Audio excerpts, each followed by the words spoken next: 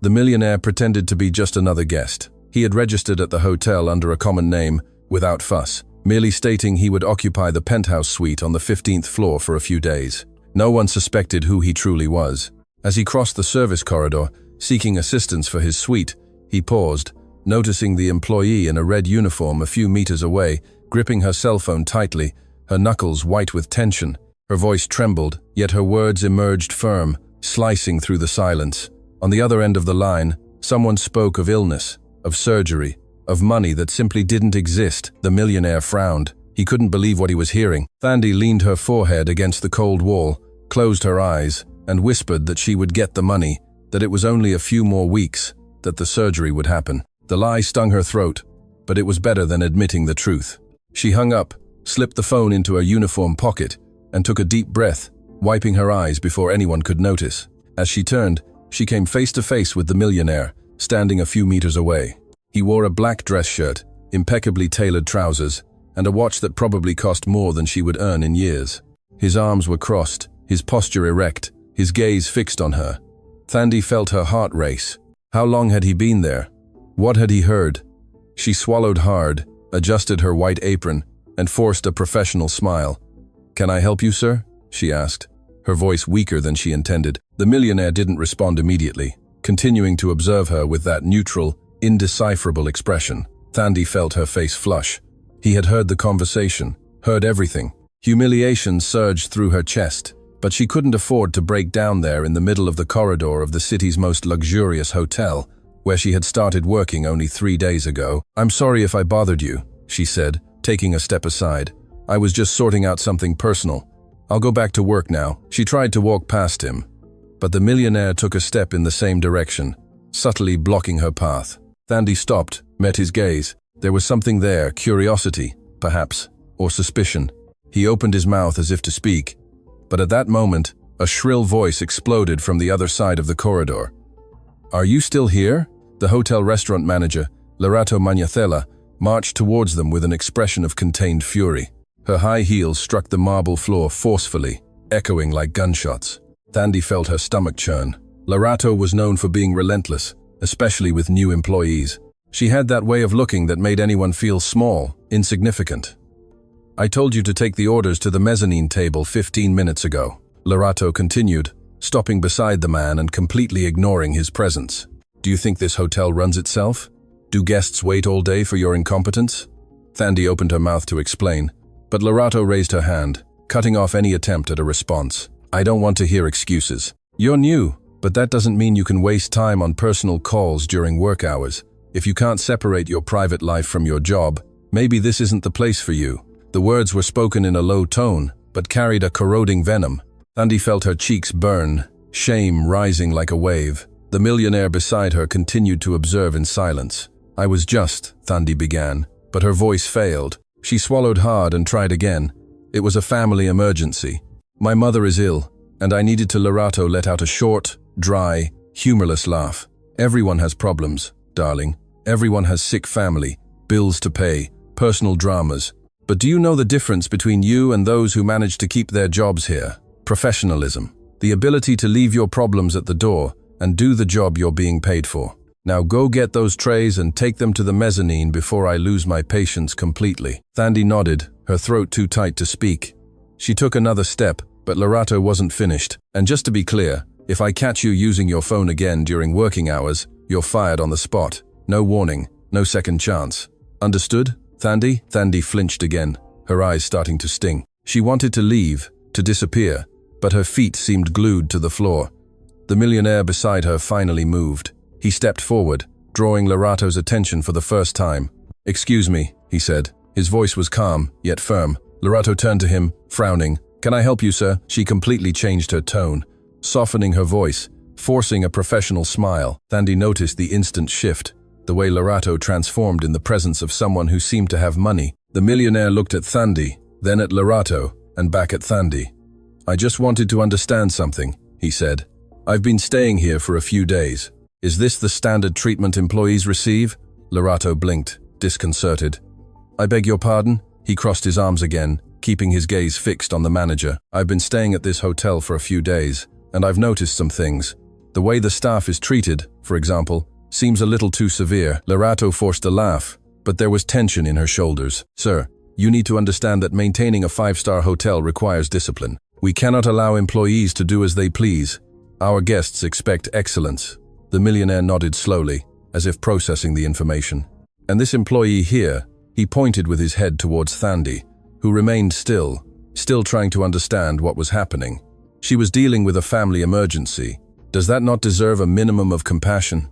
Lorato narrowed her eyes. With all due respect, sir, but team management is my responsibility, and unless you own this hotel, I don't see how this is your concern. The silence that followed was dense, charged. Thandi held her breath. The millionaire didn't avert his gaze, maintaining his relaxed but firm posture. Lorato, on the other hand, seemed to be re-evaluating the situation. She looked him up and down, noticing details she had previously ignored: the expensive watch, the impeccable cut of his clothes, the natural confidence of someone accustomed to being heard. She cleared her throat, adjusted her blazer, and softened her tone even further. If you have a formal complaint, you can register it at reception, but I assure you everything here is done within company standards. The millionaire didn't respond, only continued to look at her with that indecipherable expression. Lorato waited a few more seconds, then turned abruptly to Thandi. What are you still doing here? Go, do your job. Thandi didn't wait for another order. She lowered her head and walked quickly down the corridor, her heart pounding. She felt his eyes on her back, but didn't turn. She didn't want to see anything else. She didn't want him to witness any more of that humiliation. As she walked towards the restaurant pantry, her hands trembled. She leaned against the wall for an instant, trying to catch her breath. Lorato's voice still echoed in her mind, those poisoned words, that disdain disguised as professionalism. Thandi knew she needed that job. There was no alternative. Her mother's surgery would cost around $600,000, and the medical aid scheme had denied coverage. She had only managed to save $80,000 so far, working 2 jobs, sleeping 4 hours a night. This hotel job was her last chance to get the remaining amount in time. She picked up the trolley with the trays and headed for the elevator. Inside the mirrored cabin, she saw her own reflection. Red eyes, slumped shoulders, the expression of someone on the verge of collapse. She took a deep breath, forced her shoulders back, and lifted her chin. She couldn't give up. Not now. Not when her mother depended on her. The elevator stopped at the mezzanine. The doors opened. Thandi stepped out, pushing the trolley, trying to focus on work, trying to forget what had just happened. But the image of the millionaire in the black shirt kept returning to her mind. Who was he? Why had he interfered? And, more importantly, what had he heard during that phone call? Thandi felt a chill run down her spine. If Lorato found out she was trying to borrow money, that she was desperate, it could be used against her. Vulnerability was weakness in a place like that. She shook her head, pushing the thoughts away. She couldn't afford to worry about that now. She had work to do. She knocked on the VIP lounge door, waited a few seconds, and entered with the trays. The room was empty. She quickly began working, organizing tables, arranging napkins and cutlery, checking glasses and silverware. As she worked, her thoughts wandered. The surgery was scheduled for a month from now. So much money was still missing. How would she get it? Maybe she could ask for an advance on her salary, or perhaps there was an institution that lent money with lower interest rates. She had already tried banks. But the answer was always the same. No collateral, no solid credit history, no chance. Suddenly, her phone vibrated in her pocket. Thandi stopped, looked at the lounge door, then pulled out the device. It was a message from her younger sister, Zola. Mom got sick again. We're at the hospital. Come quickly. The world spun for a second. Thandi clutched the edge of the table, her legs weakening. No, not now. She looked at the clock. There were still 5 hours left in her shift. If she left now, Lorato would fire her on the spot. But if she stayed and something happened to her mother, she would never forgive herself. Her hands trembled as she typed the reply. I'm coming. She put her phone away, quickly finished what she was doing, and rushed out of the lounge. In the corridor, she tried to think of an excuse, some way to leave unnoticed. But as she waited for the elevator, the door to one of the adjacent rooms opened. It was him again, the millionaire in the black shirt. He stepped out, saw Thandi, and stopped. This time he spoke first. Are you okay? Thandi blinked, disconcerted. Why did he care? She nodded too quickly, unconvincingly. I am. I just need to leave now. He frowned. Leave in the middle of your shift? She didn't answer. The elevator arrived. The doors opened. Thandi stepped in, But before the doors could close, the millionaire put his hand in the way. "Listen," he said, his voice lower now. "I overheard your phone conversation. I know you're going through something difficult. If you need help, I can help. I don't need anything." Thandi cut him off, her voice harsher than she intended. She took a deep breath, trying to control herself. "Thank you, but I don't need charity from strangers." The millionaire withdrew his hand, and the doors began to close. The last thing Thandi saw was his expression, something between surprise and respect. She descended directly to the ground floor, passed the reception without looking aside, and exited through the back door. She knew she was making a mistake, that she would probably be fired, but at that moment none of it mattered. Her mother was in the hospital, and what if this time it was different? What if it was the end? Thandi ran to the bus stop, tears finally falling freely. As she waited, she thought of the millionaire who had tried to help. She thought of his offer, but dismissed the idea immediately.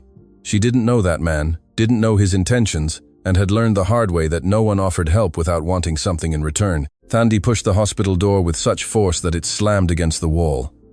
The smell of disinfectant filled her nostrils as she ran through the white, cold corridors, desperately searching for her sister. Zola was sitting on a plastic chair near the emergency room, her face pale, her eyes red. Seeing Thandi, she stood up, and the two embraced tightly, without speaking for a few seconds. "She's stable now," Zola whispered, her voice choked. "But it was horrible, Thandi. She started coughing up blood, couldn't breathe properly. I thought I was going to lose her right there in front of my eyes." Thandi squeezed her sister tighter, feeling her own body tremble. "Where is she? Can we see her?" Zola shook her head. "The doctors are running tests now. They said it would take at least 2 hours." Thandi pulled away, ran her hands over her face, and sank into a chair. Her whole body ached with tension. Her muscles felt like stone. How long had it been since she had truly slept? 3 days. 4. The hours blended into a fog of fatigue and worry. Zola sat beside her, took her hand, and squeezed. "Did the doctor say anything about the surgery?" Thandi felt the weight of the question. He said, "We can't wait anymore. If we don't operate in the next few weeks, she won't make it." Zola closed her eyes, silent tears streaming down. "And the money? Did you get anything more?" Thandi slowly shook her head. "80,000 so far. We need another 520,000. Zola let out a heavy sigh. That sound of defeat Thandi knew well. It was the same sigh her mother let out when the bills arrived and there wasn't enough money. It was the sigh of someone trapped in a hopeless situation. They sat there, side by side, in silence, each lost in their own dark thoughts. The corridor was full of other waiting people, other families facing their own battles against illness, accidents, cruel fate. A nurse passed, pushing a stretcher with an elderly man who groaned softly. Further on, a mother held a small child in her lap, humming softly to soothe her. Thandi watched it all and felt a mixture of solidarity and despair. Everyone there was fighting. Everyone there needed something they didn't have. Money, time, luck, a miracle. Her phone vibrated in her pocket. Thandi picked it up and saw Lorato's name on the screen. 7 missed calls, 3 messages. She didn't even need to open them to know the content. She was fired. Just like that. "Did you lose your job?" Zola asked, seeing the expression on her sister's face. Thandi shrugged, trying to appear indifferent, but the pain was visible. "It doesn't matter. I'll find another one. I always do." Zola didn't answer. Both knew it wasn't that simple. Jobs that paid reasonably well were rare, especially for someone without a complete higher education. Thandi had dropped out of nursing school in her 2nd year to take care of her mother full-time. At the time, it seemed like the right choice. Now it seemed like just another mistake in a long list. The hours passed slowly. They alternated between dozing in the uncomfortable chairs and pacing nervously down the corridor. Finally, a doctor in a white lab coat appeared, holding a clipboard, "Family of Naledi Santos." Thandi and Zola stood up at the same time, their hearts pounding. The doctor approached. His expression was serious, but not alarmed. "She's stable at the moment. We managed to control the bleeding, and she's resting now. You can see her, but only for a few minutes. She needs absolute rest." "Can you tell me what caused this?" Thandi asked, her voice hoarse. The doctor sighed, that sigh of someone about to deliver unwelcome news. "Look, I'll be direct with you.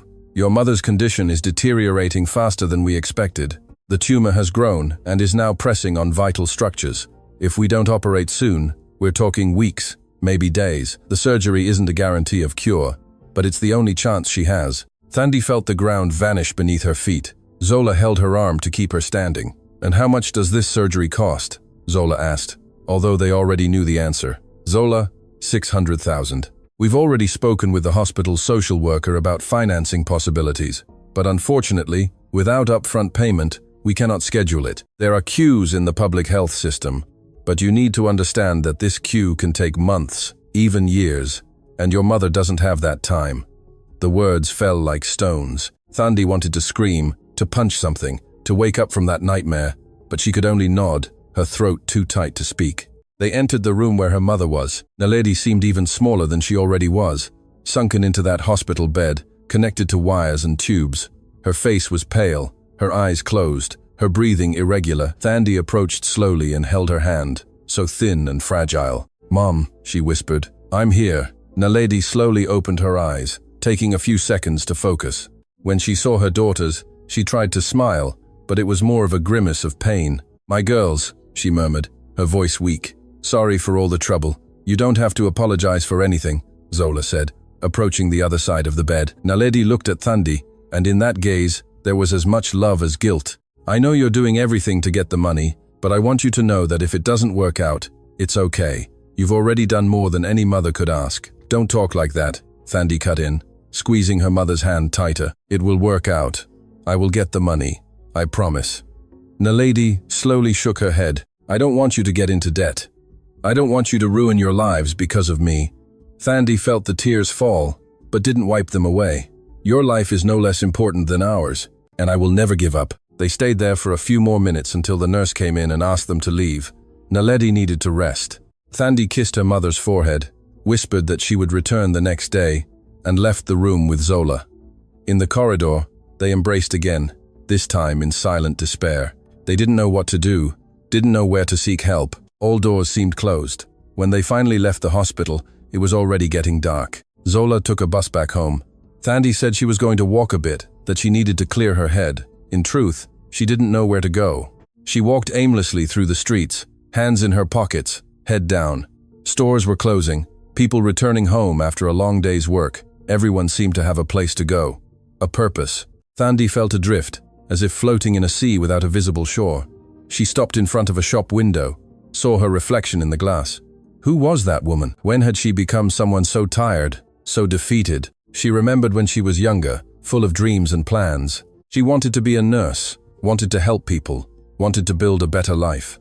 Now she could barely keep her own life together. Her phone vibrated again. This time it was an unknown number. She hesitated, but answered. "Hello," a masculine voice, deep and calm.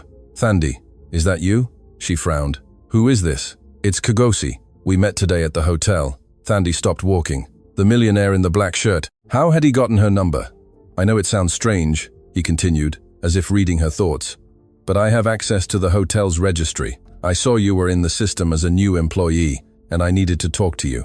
I hope you don't mind." "What do you want?" Thandi asked, her voice cold. "No harm. I just wanted to know if you're okay. I saw you rushing out of the hotel and got worried." Thandi let out a bitter laugh. Why would a stranger worry about her? Why would someone who didn't even know her bother to call? "That doesn't make sense," she said. "You don't know me. There's no reason for you to be worried." "Perhaps not," Kagosi replied. "But I overheard your phone conversation, and I know you're going through something difficult. I just wanted to offer help, if you need it." Thandi felt anger rising. "I already said I don't need charity." "It's not charity. It's a proposal." She stopped again, this time with curiosity. "What kind of proposal?" There was a pause on the other end of the line. "How about we meet tomorrow and talk calmly? I can explain everything in person." Thandi didn't know why, but something in that voice, in that tone, made her hesitate. Why should she trust him? On the other hand, what did she have to lose at that point? "Where?" "There's a coffee shop near the Central Hospital, the Ubuntu Cafe. Do you know it?" "I do." "What time?" 10 a.m. "See you there." Before she could reply, he hung up. Thandi stood on the pavement, looking at her phone as if it were an alien object. What had just happened, and, more importantly, why had she agreed? She started walking again, but now her mind was buzzing with questions. Who was Kagosi? What did he really want? And why did he seem so interested in helping a stranger? She arrived home almost midnight.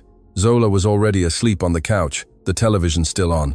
Thandi covered her sister with a blanket, went to her room, and threw herself on the bed without taking off her clothes. She stared at the ceiling, trying to process everything that had happened on that endless day. She thought of her mother in that hospital room, struggling to breathe.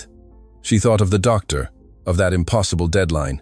She thought of Cozy, of the mysterious proposal. Part of her screamed not to go to the meeting. It was dangerous to trust strangers, especially millionaires who appeared out of nowhere offering help. But another part, the desperate part, the part that was willing to do anything to save her mother, whispered that maybe it was the only chance. She picked up her phone and opened Lorato's message. As expected, she was fired. Effective immediately, no possibility of appeal. Thandi felt nothing as she read it. She was already so numb that another tragedy made no difference. She closed her eyes and tried to sleep, but sleep wouldn't come. The hours passed slowly, dragging on. She heard every sound from the street, every passing car, every barking dog.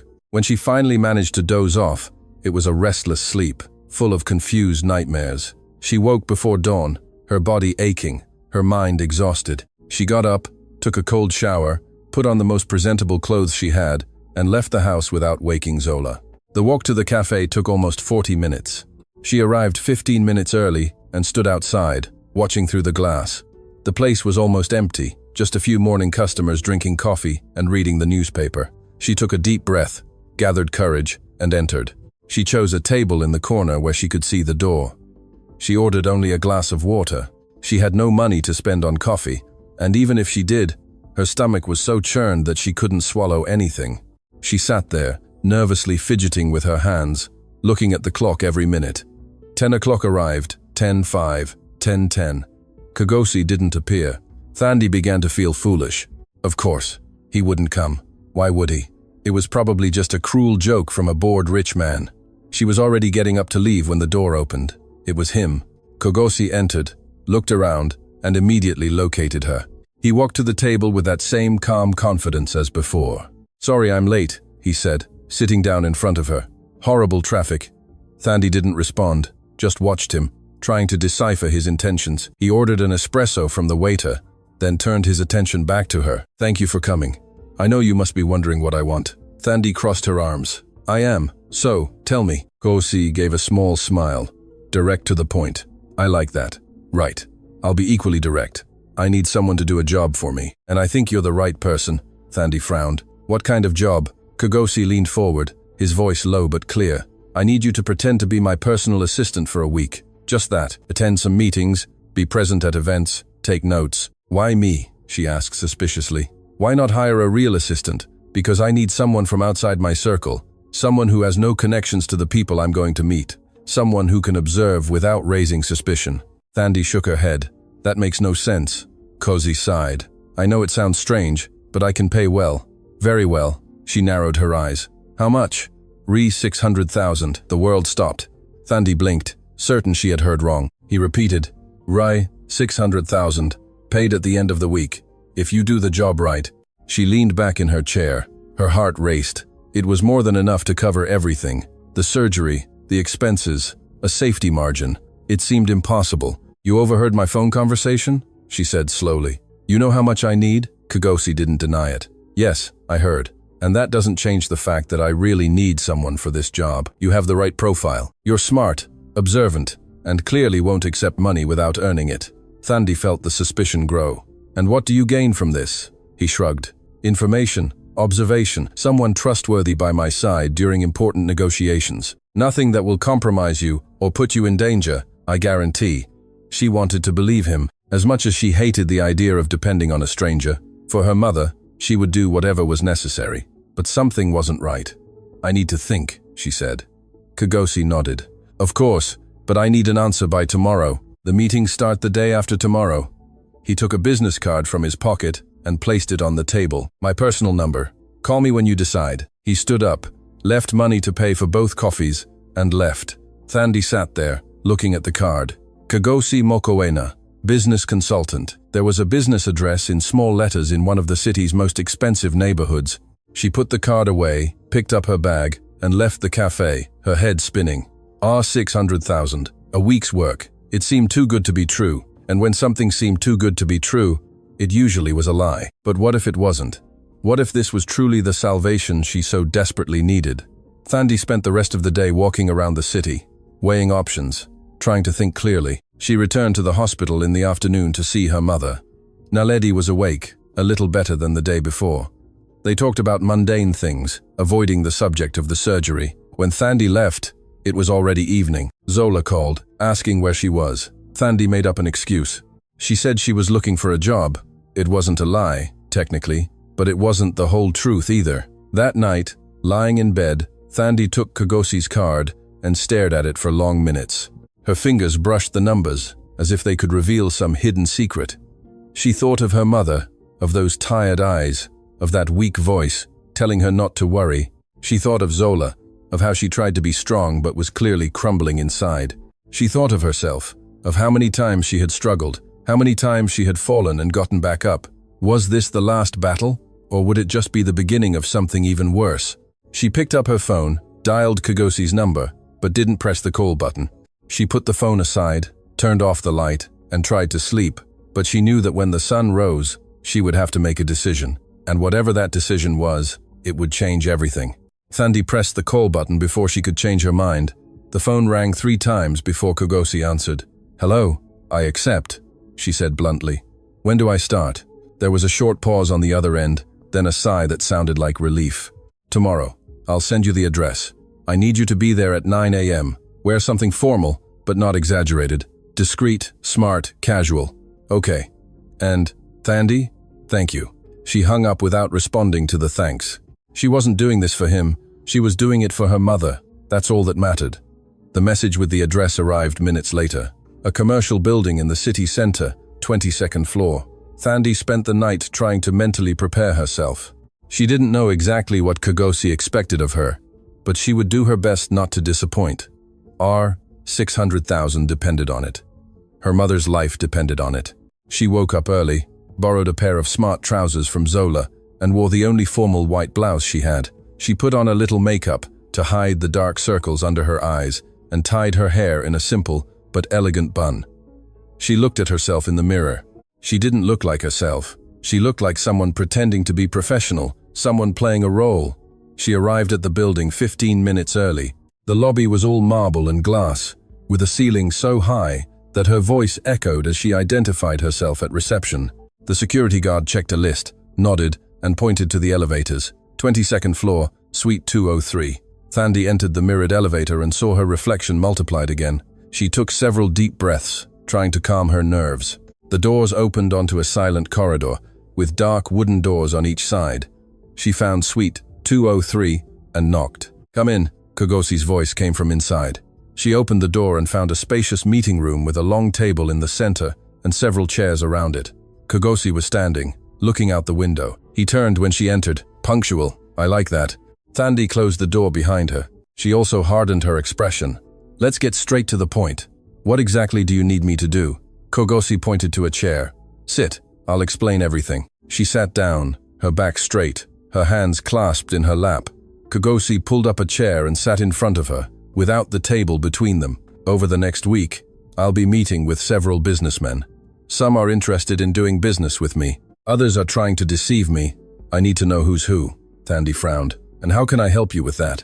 Kosi leaned forward. "People act differently when they think no one is paying attention. You'll be there as my assistant, taking notes, looking busy, but in reality, you'll be observing body language, inconsistencies in their speech, the reactions when they think they're not being watched. Isn't that very similar to spying?" she observed suspiciously. Kosi shrugged. "Call it what you want, but I assure you I won't ask you to do anything illegal or unethical. I just want to know who I can trust." Thandi considered that. It didn't seem so absurd, and if it was just observing people, she could certainly do it. "What about the payment?" "Half now, half at the end of the week." Kogosi took a thick envelope from the table and handed it to her. Thandi opened it. It was cash, a lot of money. 300,000. She swallowed hard, feeling the weight of the envelope in her hands. "Does this change anything?" Kogosi asked, watching her reaction. "It changes everything," she admitted. "With this, I can already schedule my mother's surgery." Kogosi nodded slowly. "Then, I think we understand each other. You do the job right, you receive the rest at the end. Do we have a deal?" Thandi put the envelope in her bag, feeling as if she was crossing an invisible line. "We do." The first meeting happened the next hour. It was with a construction magnate, a middle-aged man with a prominent belly and an overly wide smile. He greeted Kosi with that false familiarity of someone trying to sell something. Then he looked at Thandi with curiosity. "And who is this young lady?" "My new assistant, Thandi," Kagosi replied without further detail. "She'll be taking notes of our conversation."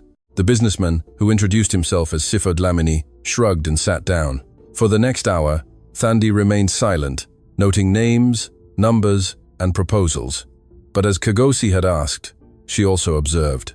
She noticed how Sifo avoided direct eye contact when talking about delivery deadlines.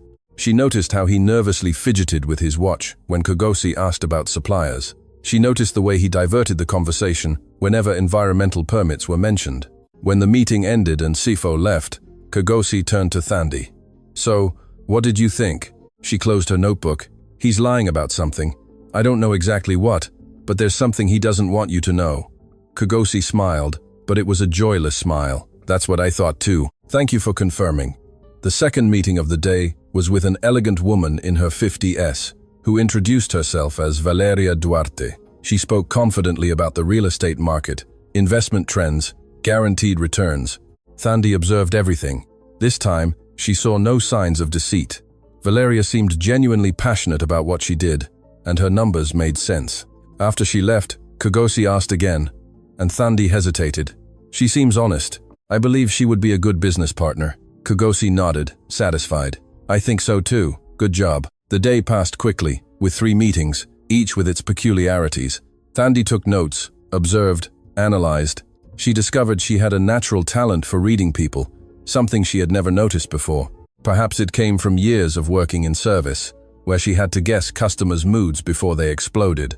At the end of the day, Kagosi took her to dinner at a sophisticated restaurant. Thandi felt out of place among those tables with linen tablecloths and silver cutlery, but she tried not to show it. "You did very well today," Kagosi said as they waited for the food to arrive. "Better than I expected, to be honest." Thandi took a sip of water. "Can I ask you a question?" "Of course. Why are you really doing this?" Kagosi leaned back in his chair, studying her. "You don't believe it's just to have someone observe meetings?" "No, I don't." Kagosi was silent for a moment, as if deciding how much to reveal. "Let's say I'm investigating something that involves powerful people and a lot of money. I need to know who I can trust before I make my next move."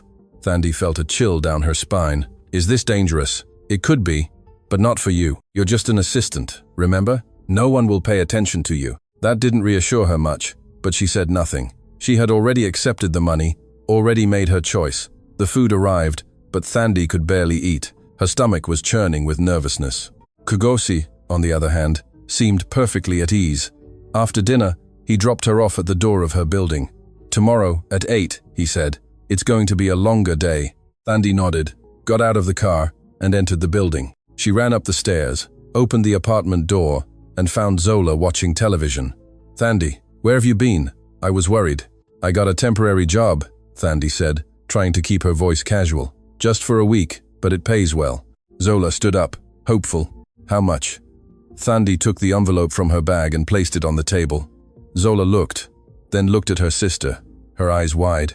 "This is R300,000, and I'll get another R300,000 at the end of the week."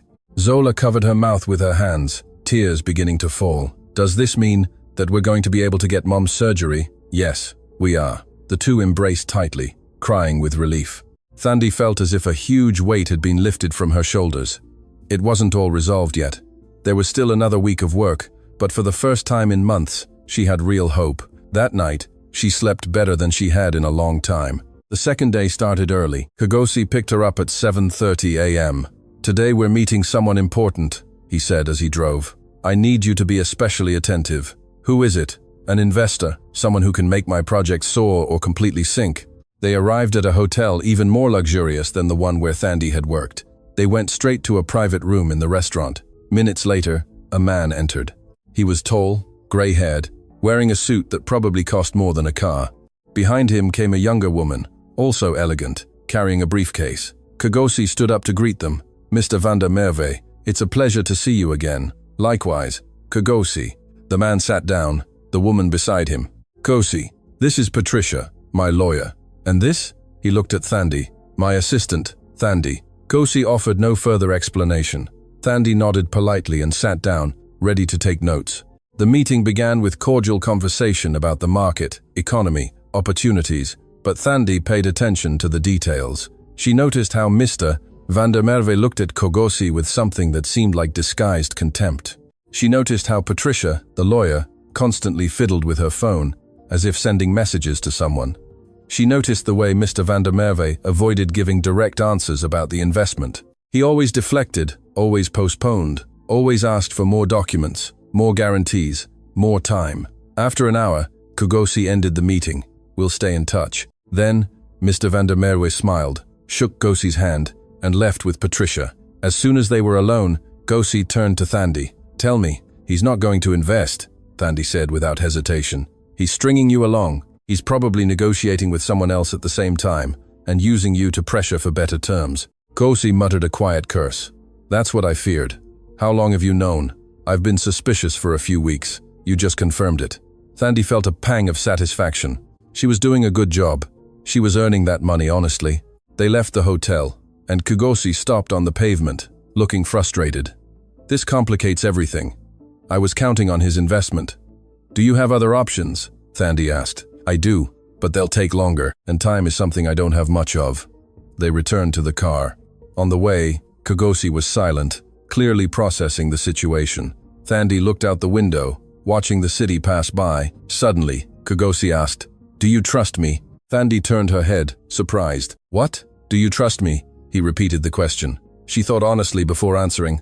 "I don't know. I barely know you." Kogosi nodded. "Fair enough. But I'm going to ask you to do something that requires trust. I need you to do something beyond just observing."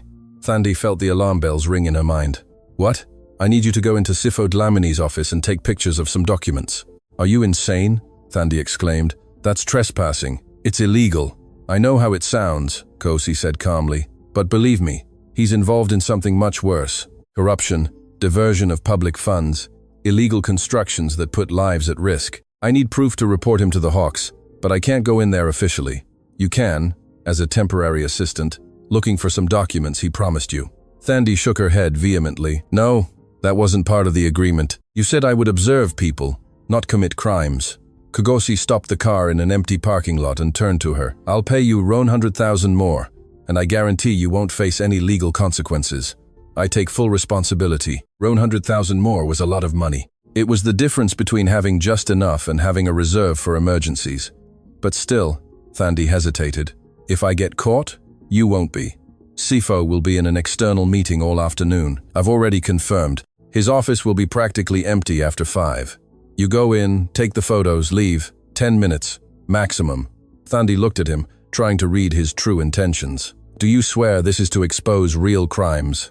"I swear on my life." She closed her eyes, took a deep breath, and felt the weight of the decision. She thought of her mother, of the surgery, of the bills that would still come later. She thought of everything she had already gone through, of all the times she had been pushed down. Maybe it was time to push back. "All right," she said. "Finally. I'll do it, but you pay me the 100,000 today, now, and if something goes wrong, you get me out of there." Kogosi smiled, relieved. Deal. They went straight to an ATM. Kogosi withdrew the money and handed it to her. Thandi put it in her bag, feeling the weight increase. The plan was simple. She would go to Sifo's office at 5:30 p.m. She would pretend to be looking for some documents Kogosi had forgotten to pick up at the previous meeting. The secretary probably wouldn't question her. Then, when the coast was clear, she would enter Sifo's office and take photos of the files Kogosi had indicated. Simple, quick, dangerous. At 5:15, Thandi was in front of the commercial building where Sifo's office was located. She took a deep breath, checked if her phone was charged, and entered. The receptionist recognized her from the previous meeting. "Good afternoon. Can I help you?" "Good afternoon. We forgot some documents here earlier. Mr. Dlamini said I could come and pick them up." The receptionist frowned. "Mr. Dlamini isn't here at the moment." "I know. He told me. It's just some papers that were left in the meeting room. Can I get them quickly?" The receptionist hesitated, then shrugged. "All right. Do you know where it is?" "Yes, I do. Thank you." Thandi passed the reception, her heart pounding. She walked down the corridor, checking the rooms. Most were empty. She found Sifo's office. The door was closed, but not locked. She looked around, checked if anyone was watching, and entered. The room was spacious, with a large, dark wooden desk in the center and shelves full of file folders on the walls. Thandi went straight to the desk, looking for the drawers Kogosi had mentioned. She found the first one. Locked. Damn, Kogosi hadn't said they would be locked. She looked around, desperate. She didn't have time to break anything open. Then she noticed a cabinet next to it, went over, and opened it. Inside were several folders with labels. She recognized some of the names Kogosi had mentioned. She pulled out her phone and started photographing quickly, page after page, document after document. Suspicious contracts, fake invoices, receipts that didn't add up. She was so focused that she almost didn't hear the footsteps in the corridor. Almost. She froze, her blood running cold. Someone was coming. She quickly put her phone away, closed the cabinet, and looked around, searching for an exit. But there was only one door, and that was where the footsteps were coming from. She panicked. There was no time to leave.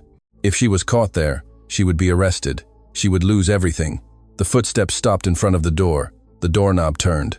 Thandi threw herself behind the desk, crouching in the cramped space between the furniture and the wall. Her heart pounded so hard, she was sure whoever was entering would be able to hear it. The door opened completely. Slow footsteps entered the room. Thandi held her breath, her hands trembling, her muscles tense. A male voice. It wasn't Sifo. "I left some papers here," the man said, apparently on the phone. "I found them. I'm coming back." The footsteps moved away. The door closed. Silence. Thandi waited a few more seconds that seemed like hours before slowly getting up. Her legs trembled so much she could barely stand. She took several deep breaths, trying to control the panic. She needed to get out of there now. She opened the door carefully, peeked into the empty corridor. She walked out quickly, closing the door behind her, and walked as naturally as possible towards the exit. The receptionist didn't even look up when she passed.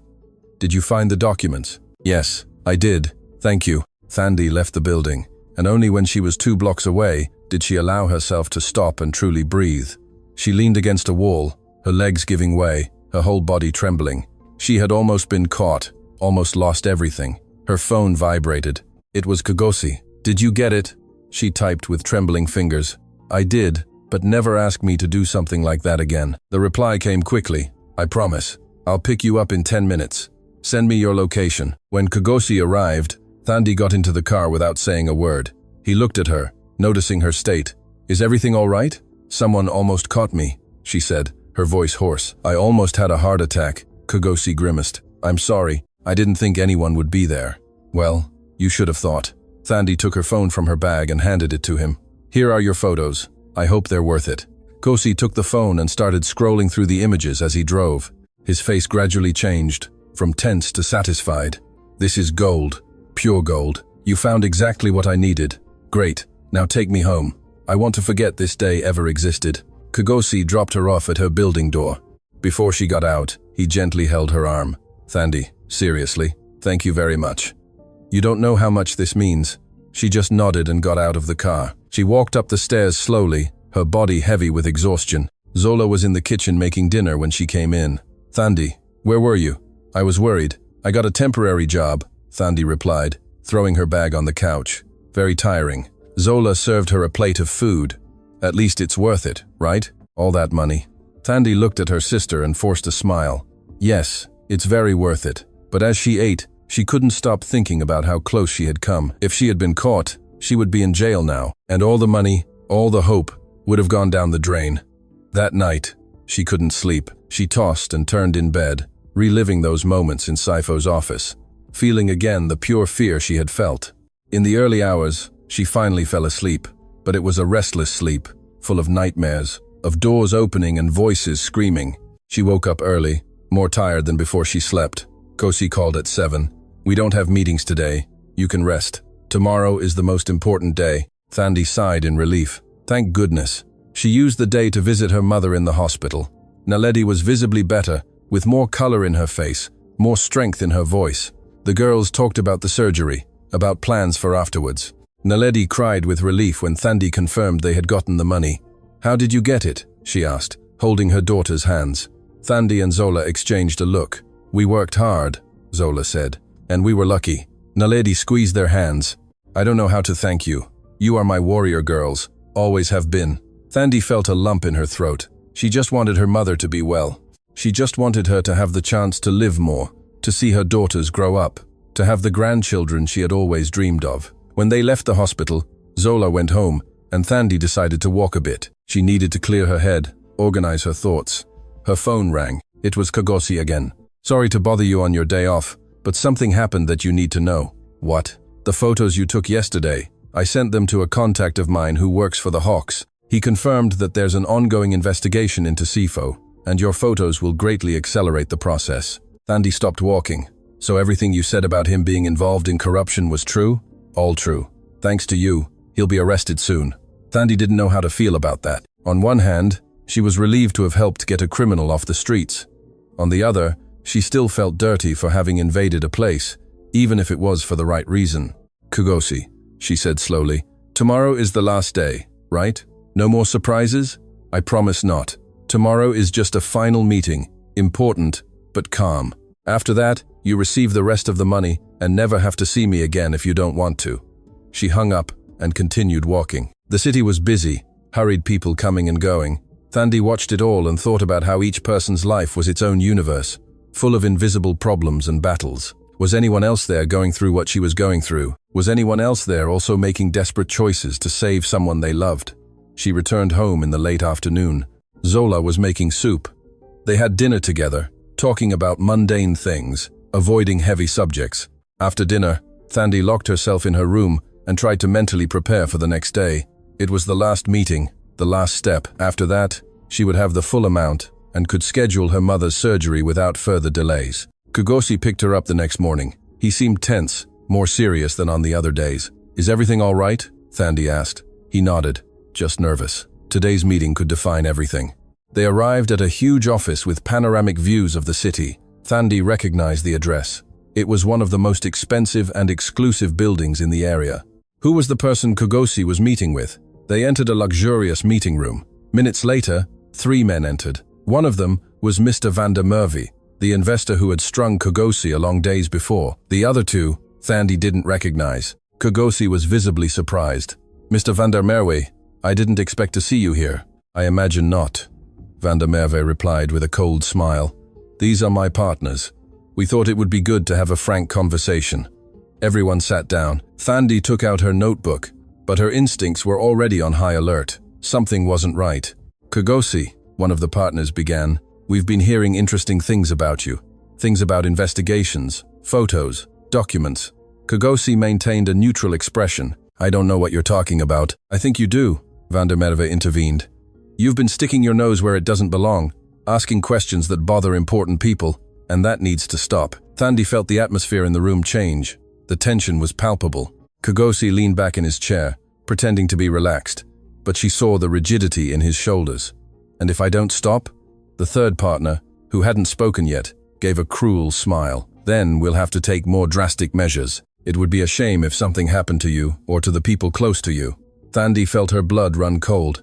This was a direct threat. Kagosi was in danger, and perhaps she was too. Kagosi slowly stood up. "I think this meeting is over." Van der Merwe also stood up, but blocked his way. "You don't understand, boy. We're not asking. We're warning. You stop this ridiculous investigation, or we'll make you stop. And believe me, our methods are not pleasant." Kagosi took a step forward, confronting van der Merwe. "Get out of my way now." Van der Merwe didn't move. The other 2 partners also stood up, forming a kind of barrier. The room fell into a tense silence. Thandi didn't know what to do.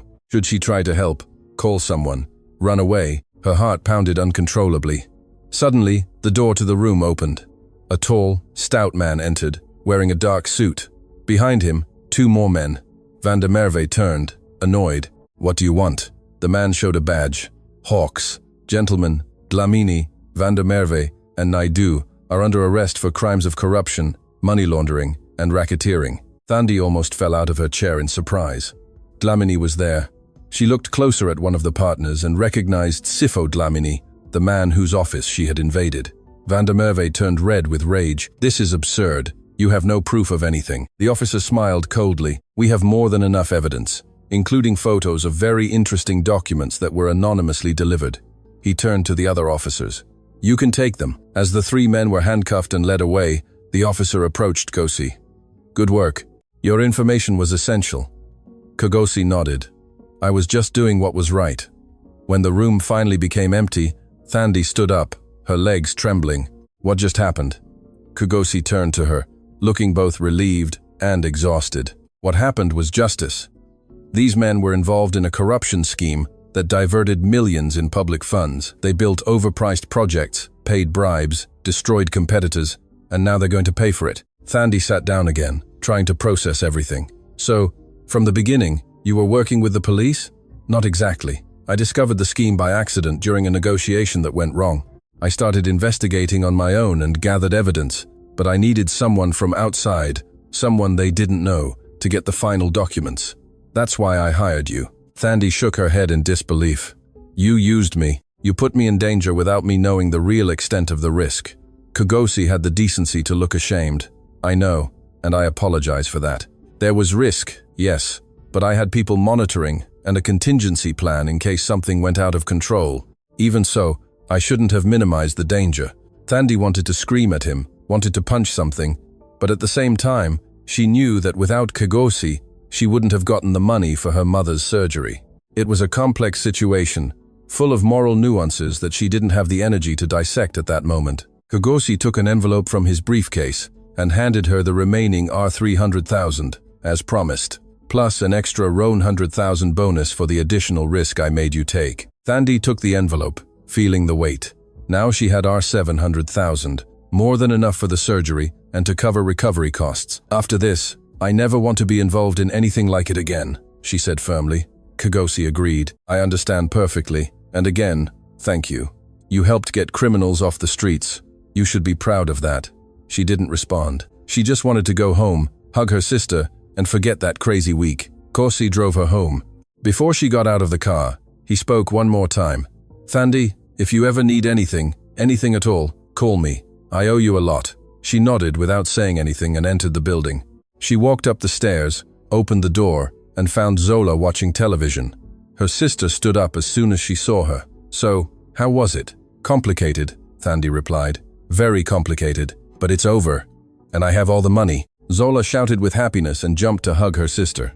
They stood there embracing, crying with relief. Finally, after so much suffering, so much fear, so much struggle, they had a light at the end of the tunnel. Their mother's surgery could be scheduled. There was hope.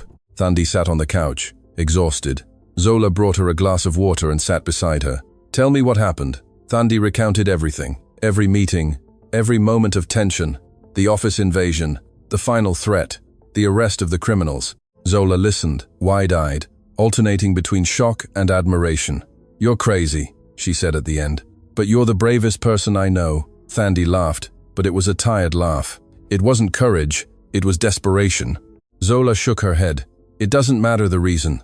You did what needed to be done to save our mother, and that's all that matters. They spent the rest of the night planning. They would call the hospital the next morning to schedule the surgery as soon as possible. Thandi could already imagine her mother's face when they told her the news. She imagined the relief, the gratitude, the hope, but she also thought of everything she had gone through to get there. The humiliations, the fear, the morally ambiguous choices. Was it worth it? She looked at Zola, at the genuine joy on her sister's face, and knew the answer. Yes, it was worth every second. That night, Thandi slept soundly for the first time in weeks, without nightmares, without waking up in the middle of the night, her heart racing, just a deep and restorative sleep. She woke with the sun streaming through the window and the sound of birds singing outside. Zola was already awake, making coffee. Good morning, sleepyhead. Thandi smiled, a strange feeling after so long. Good morning. Zola served the coffee, and they sat at the table. I was thinking, Zola began. When Mom is better, after the surgery and recovery, we should take a trip, the three of us together, to the coast, maybe, or to the countryside, somewhere quiet where we can just relax and enjoy time together. Thandi liked the idea. That would be nice. It's been a long time since we've done something like that. After coffee, they picked up the phone and called the hospital. The surgery department's secretary answered. They explained the situation, confirmed they had the money for payment. The secretary checked the doctor's schedule and said there was an opening available next week. Thandi confirmed immediately. When they hung up, the two hugged again. It was happening. It was really happening. Their mother was going to have the surgery. She was going to have a chance to fight, to live, to spend more time with them. They spent the day organizing everything. Documents, authorizations, lists of what their mother would need to take to the hospital. They visited Naledi in the afternoon and told her the news. Their mother cried so much that the nurses had to come check if everything was all right. I can't believe it, she kept repeating between tears. My girls did it. Thandi held her mother's hand tightly. We love you, Mom, and we'll be with you every step of the way. Naledi nodded, unable to speak. She just squeezed her daughter's hands, communicating all the love and gratitude she felt. When they left the hospital, Thandi looked at the sky. It was starting to get dark, orange and pink clouds painting the horizon. For the first time in a long time, she felt something akin to peace. It wasn't all resolved yet. The surgery was risky, and recovery would be long, but at least they had given their mother a chance. And sometimes a chance was all a person needed. The week passed at a strange speed, both fast and slow. Thandi and Zola took turns staying with their mother at the hospital, preparing her psychologically for the surgery. Naledi was scared, but also hopeful. The doctors explained the risks with clinical clarity. They spoke about the possibilities of complications, about the recovery time, but they also spoke about the chances of success, about how her life could drastically improve if everything went well. Thandi absorbed every word, every number, every statistic. She needed to believe it would work. There was no other option. On the night before the surgery, Thandi returned home to get a few hours of sleep. Zola would stay with their mother during the night. The apartment was silent, empty, in a way it rarely was. Thandi took a long shower, trying to relax her tense muscles, put on an old pajama, and lay down in bed, staring at the ceiling. Her phone vibrated. It was a message from Kugosi. Heard the surgery is tomorrow. I'm rooting for you all. If you need anything, I'm here. Thandi typed a short reply. Thanks. She wasn't sure how she felt about Kosi. He had lied about important parts of the job, had put her at risk, but he had also paid exactly what he promised, and in the end, had helped arrest dangerous criminals. It was a complicated relationship, full of contradictions. She slept little, waking up several times during the night. In the early hours, she gave up trying to sleep and got up. She prepared a strong coffee, drank it sitting at the kitchen table, watching the city wake up through the window. At 5 a.m., she left home and took a bus to the hospital. Zola was in the waiting room, with deep, dark circles under her eyes, but still awake. How is she? Thandi asked, sitting next to her sister. She slept a little, woke up an hour ago. She's nervous but trying to be strong. They entered the room. Naledi was sitting in bed, looking out the window. She turned when she heard her daughters enter and tried to smile. My girls have arrived. They carefully hugged their mother, aware of the tubes and wires connected to her. We'll be here the whole time, Thandi said. When you come out of surgery, we'll be waiting. Naledi held her daughter's hands. I know you will. You've always been with me. Always. A nurse came in to check vital signs and confirm preparations. Half an hour later, the assistants came with the stretcher to take Naledi to the operating theater. Thandi and Zola accompanied her as far as they could. At the door separating the permitted area from the restricted area, they stopped. Naledi was taken inside, turning her head to look at her daughters until the last possible second. When the doors closed, Thandi felt as if a part of her had gone too. Zola held her arm. She'll be fine. She has to be. Thandi nodded without confidence. They returned to the waiting room. Other families were there, all with the same expression of anxiety and fear. Thandi sat in an uncomfortable chair and began a mental countdown. The surgery would last approximately 5 hours. The first 2 hours passed slowly. Thandi tried to read, but she couldn't concentrate on the words. Zola paced back and forth, unable to sit still. An elderly woman sitting near them struck up a conversation, saying her husband was in heart surgery. Thandi listened politely, but barely registered the words. Her mind was inside with her mother, imagining what was happening, hoping the doctors were competent, that nothing would go wrong. In the third hour, a doctor came out and called another family. Thandi watched as they received news, trying to decipher from their expressions whether it was good or bad. They seemed relieved, so it was probably good. This gave her a little hope. Maybe there was a pattern of good news that day.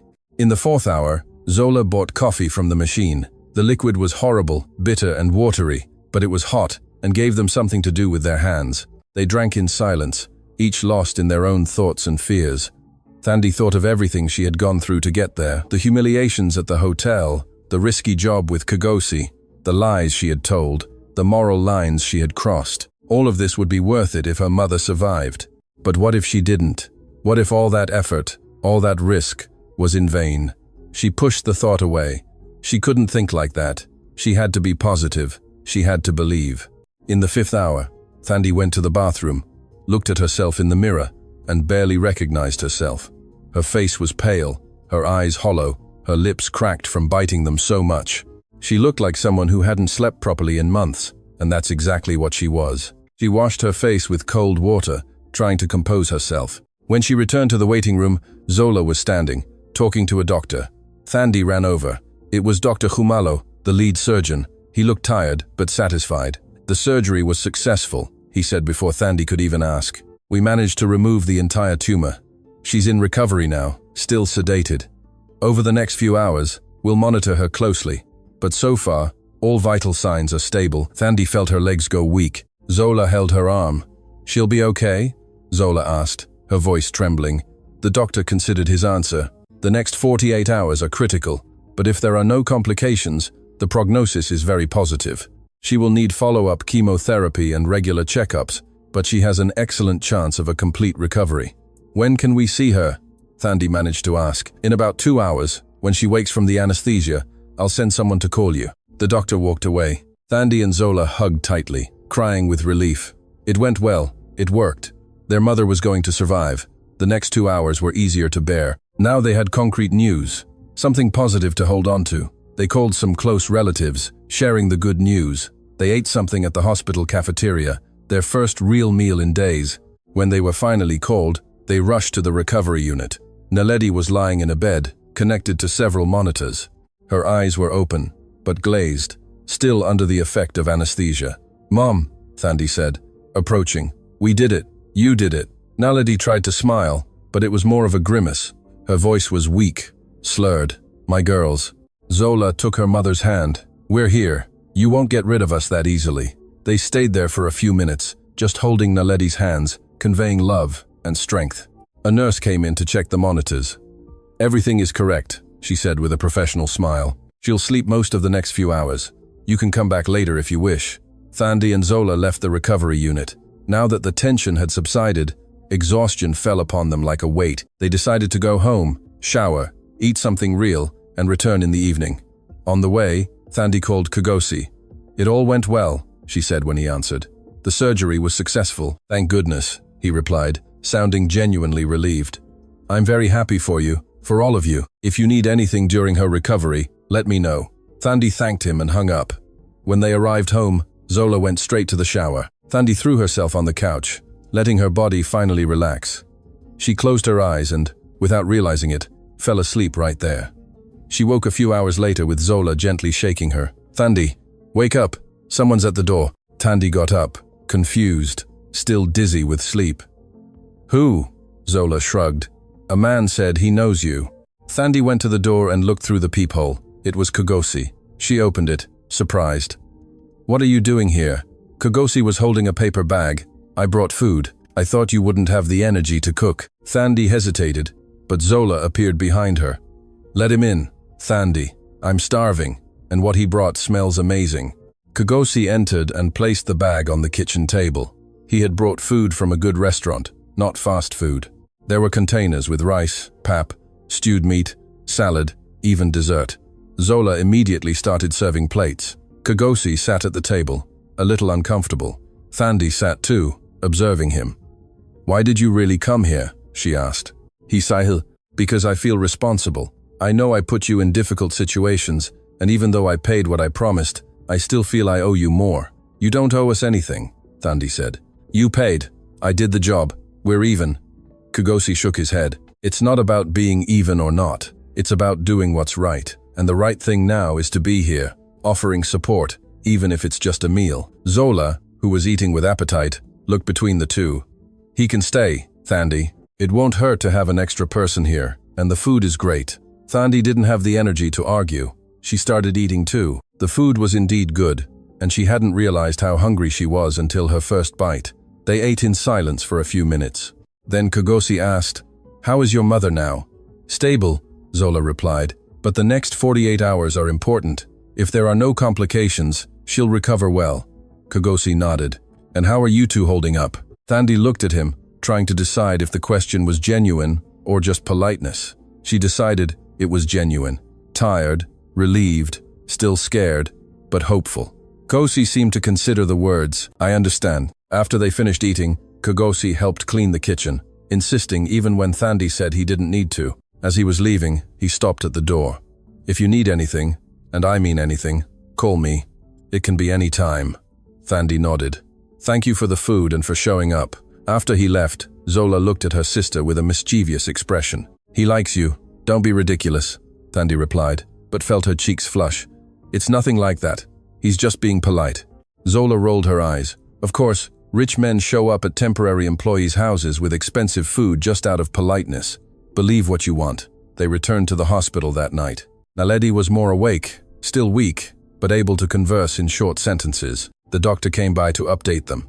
Everything was proceeding as expected. No fever, no infections, no internal bleeding. It was the best possible scenario. Thandi and Zola took turns staying with their mother overnight. Thandi took the first shift, sitting in a chair beside the bed, watching Naledi sleep. Her breathing was regular, her face serene. She seemed at peace for the first time in a long time.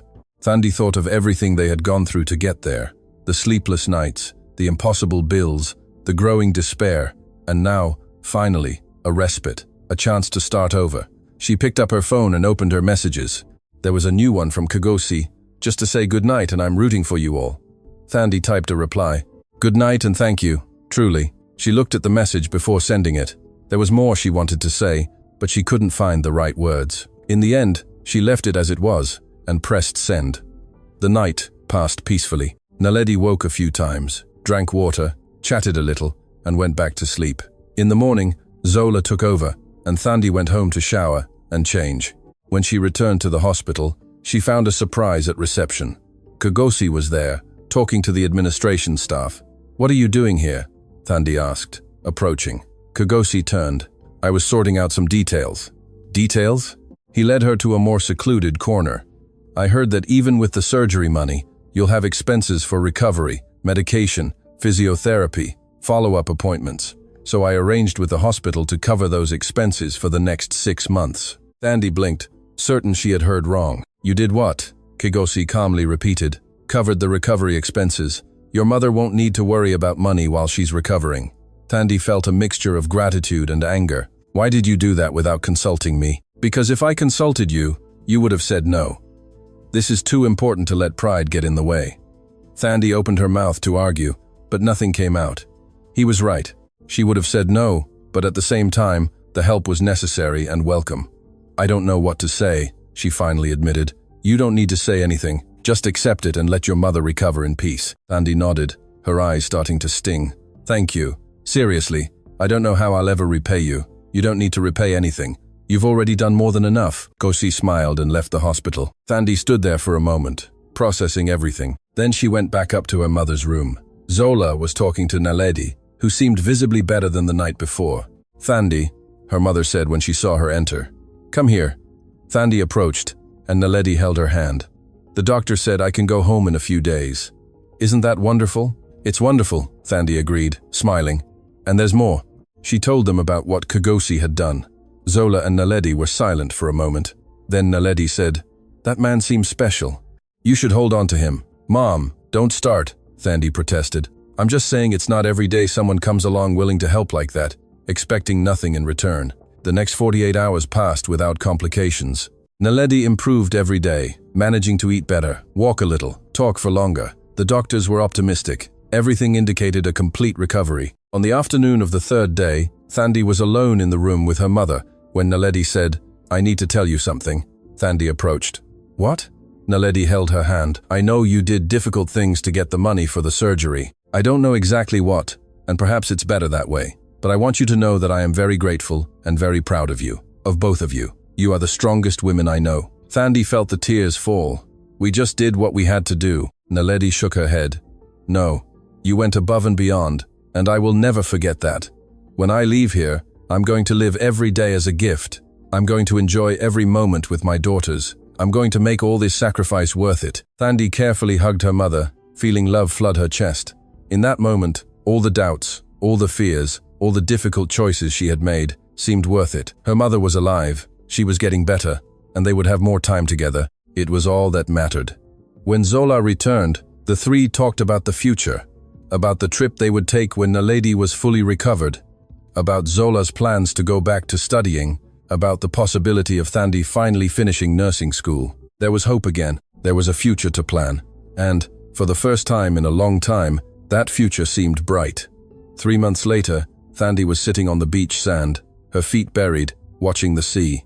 Beside her, Naledi was lying on a beach chair with a large hat protecting her face from the sun. Further ahead, Zola was playing in the water, laughing as she hadn't laughed in years. It was the trip they had planned. After weeks of recovery, physiotherapy, medical consultations, they were finally there together, alive, happy. The surgery had been a complete success. Follow-up tests showed no signs of cancer cells. Naledi would still need regular checkups for the next few years, but the prognosis was excellent. She had gotten her life back. "What are you thinking about?" Naledi asked, turning her head to look at her daughter. Thandi smiled. "How quickly life changes. 3 months ago, I was desperate, not knowing if we could save you. And now we're here at the beach, as if we were normal people on a normal holiday." Naledi held out her hand, and Thandi took it. "We are normal people who went through difficult things, but survived, and now we deserve to enjoy it." Thandi nodded. She looked at her phone, which was beside her. There was a message from Kagosi. "Hope you're enjoying the trip. Send photos if you can." She smiled. Kagosi had become a constant presence in recent weeks. Not intrusive, but present. He would call to see how they were, send funny messages, occasionally show up with small but thoughtful gifts. Flowers for Naledi, books for Zola, special coffee for Thandi. Zola came out of the water and threw herself onto the sand beside them. "This place is perfect. We should come more often." "I agree," Naledi said. "Life is too short not to enjoy moments like this." They spent the rest of the afternoon there, talking, laughing, just being. That night they had dinner at a simple restaurant on the beachfront, eating fresh fish and drinking fruit juice. Thandi looked at her mother and sister and felt a deep gratitude. They had weathered the storm and survived. They were stronger now, more united. When they returned to the hotel where they were staying, Thandi decided to call Kagosi. He answered on the second ring. "Hi, how's the holiday?" "Wonderful," Thandi replied. "Thank you for asking, and thank you for everything." Again. Kagosi laughed. "You've already thanked me like 20 times. You don't need to keep going. I do. What you did for us went beyond anything we could have expected." There was a pause on the other end. Then, Kagosi said, "When you get back, I'd like to invite you to dinner. Officially this time, not as employer and employee, but as," he hesitated, "as friends, or perhaps more than friends, if you're open to that." Thandi felt her heart race. She had thought about Kagosi constantly in recent weeks, but she wasn't sure if he felt the same way. Now she knew. "I'd like that," she finally said. "I'd like that very much." "Great. So it's a date." Kagosi seemed genuinely happy. "I'll call you when you get back." They said goodbye, and Thandi hung up with a smile on her face. Zola, who was sitting on the bed in the room they shared, gave a muffled shriek. "I knew it! I knew he liked you!" Thandi threw a pillow at her. "Shut up! It's nothing serious. It's just dinner." "Sure, just dinner with a rich, handsome man who helped you save our mother and asked for nothing in return. Nothing serious." Thandi rolled her eyes, but couldn't hide her smile. Maybe it was all right to allow herself to be happy. Maybe she deserved something good after everything she had been through. The trip lasted 5 days. 5 days of peace, laughter, and memories being made. On the last day, they took a walk along the beach at dawn. Naledi was stronger now, able to walk longer distances without getting tired. The sun rising on the horizon painted the sky in shades of orange and pink. "It's beautiful," Zola said, stopping to take photos. Thandi looked around and agreed. It was beautiful, and they were alive to see it. When they returned to the city, Thandi had a sense of renewal, as if she had left all the weight and suffering of the past few months on the beach. She started looking for a job again, this time more calmly and selectively. She no longer had to accept just anything. She had time to find something that truly made sense. Zola went back to school. She had decided to finish high school and try for university. Thandi helped her with her studies at night. Naledi started cooking again, something she loved but hadn't had the energy to do for months. The house once again smelled of home-cooked food, laughter, life. Kagosi kept his promise, called 2 days after they returned, and scheduled dinner. Thandi chose a simple but elegant dress, did her hair, put on makeup. Zola and Naledi helped her get ready, offering opinions and making jokes. When Kagosi arrived to pick her up, all three were nervous. He greeted Naledi and Zola politely, chatted for a few minutes, and then left with Thandi. The restaurant was sophisticated, but not overdone, intimate, with soft lighting and live music. Kagosi pulled out a chair for Thandi, an old-fashioned but charming gesture. They ordered wine and food. But Thandi barely paid attention to the menu. She was nervous in a different way than she had been during those dangerous meetings months ago. It was a good kind of nervousness, of expectation. Kosi watched her with that attentive gaze she had learned to recognize. "You look beautiful," he said. Thandi felt her cheeks flush. "Thank you. You look good too." Kosi smiled. "Good. Just that?" She laughed. "You look very good, completely satisfied." The conversation flowed naturally. They talked about the trip, about Naledi's recovery, about Zola's plans. Kogosi spoke about his work, about new projects, about how the arrest of the corrupt men had led to a series of positive changes in the sector. At some point, between the main course and dessert, Kogosi took Thandi's hand across the table. "I need to tell you something."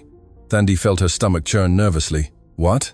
"When I met you at that hotel, you were at the worst point of your life, desperate, scared, alone, and yet you didn't give up. You fought. And that strength, that determination, is what attracted me from the beginning. It's not just beauty, although you are very beautiful. It's who you are inside." Thandi didn't know what to say. No one had ever spoken to her like that. "I don't feel that strong," she admitted. "Most of the time, I feel like I'm just trying to survive. But surviving with dignity is already enormous strength," Kosi said. "And you do more than survive. You protect the people you love. You make sacrifices. You face fear, head on. That's real courage." Thandi felt tears threaten, but she held them back. "Thank you for seeing that in me, for helping me when I needed it most." Kogosi squeezed her hand. "I thank you for trusting me, even when you had no reason to trust." They finished dinner, and Kosi drove her back home. At the building door, he hesitated. "Can I see you again?" Thandi smiled. "You can." Kosi leaned in and kissed her cheek softly. "Good night, Thandi." "Good night, Kogosi." She entered the building, floating. Zola and Naledi were waiting awake, obviously wanting details. Thandi told them everything, every word, every glance, every gesture. They listened intently, and then hugged, happy for her happiness. In the following weeks, Thandi and Kogosi saw each other several times. Dinners, walks, movies, long conversations about everything and nothing. She formally introduced him to her family. Kosi always brought something for Naledi, flowers or chocolates, and talked at length with Zola about her studies. He fit naturally into their lives, without forcing, without pressure, just by being present.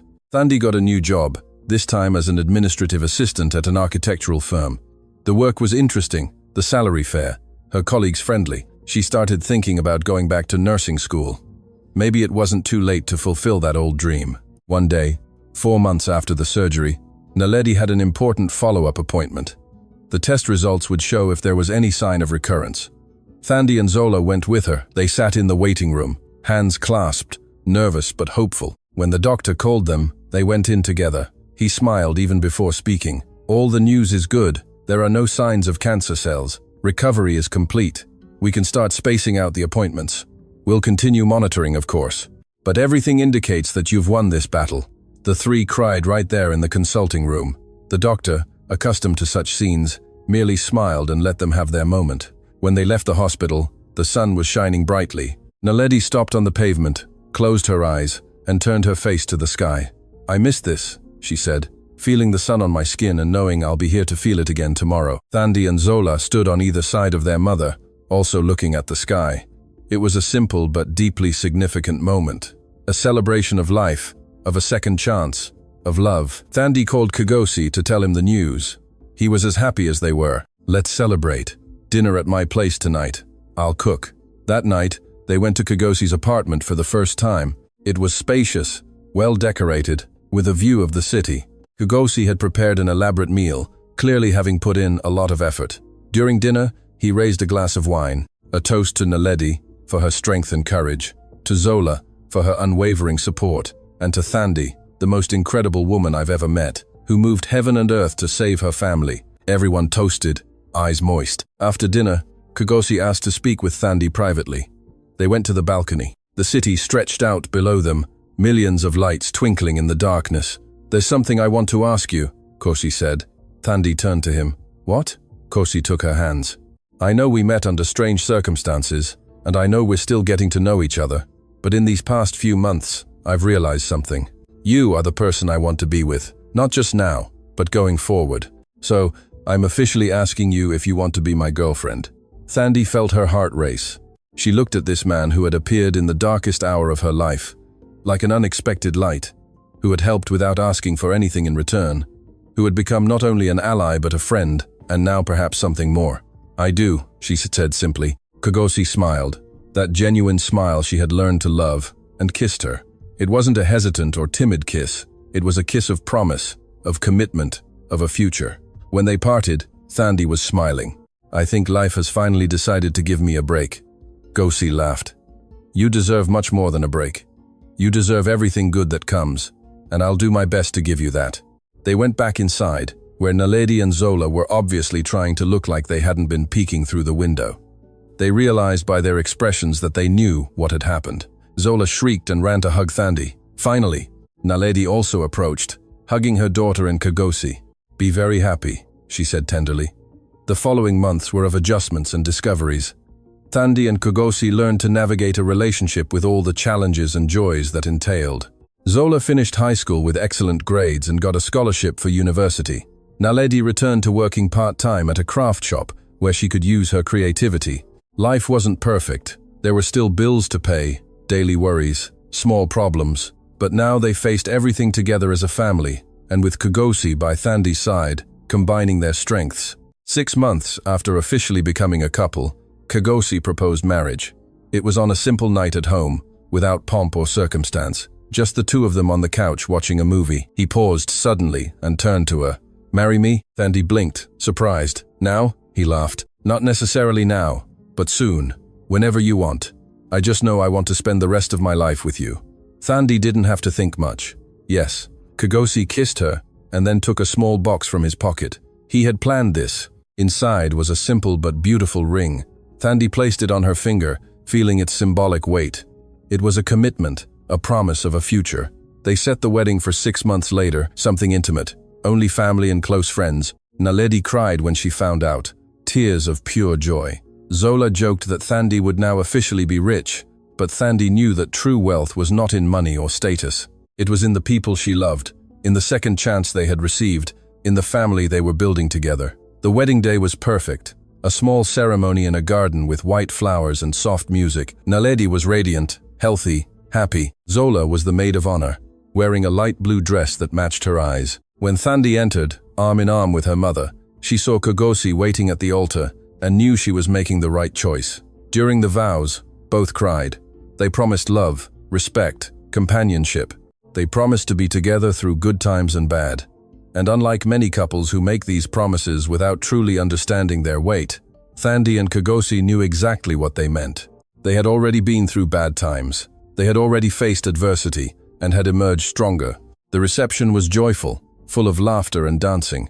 Naledi danced with Kagosi, whispering something in his ear that made him smile. Zola gave an emotional speech about how grateful she was that her sister had fought so hard for their family and how she deserved all the happiness in the world. When the night ended and Thandi and Kagosi left for their honeymoon, she looked out the car window, seeing Naledi and Zola waving. It had all started in that hotel corridor, desperate and alone, and now she was there, married, happy, surrounded by love. Life was strange that way. It could knock you down so hard you thought you'd never get up. But sometimes, when you least expected it, it lifted you again, gave you a second chance, showed you that it was worth continuing to fight. Thandi leaned her head on Kagosi's shoulder, feeling peace flood her chest. It had been a long and difficult road, but every step, every choice, every sacrifice had been worth it, because in the end, love had won, the family had survived, and the future, for the first time in a long time, seemed bright and full of possibilities. She closed her eyes, smiling, and allowed herself to finally believe that she deserved that happiness. Because she did. After everything, she absolutely deserved it.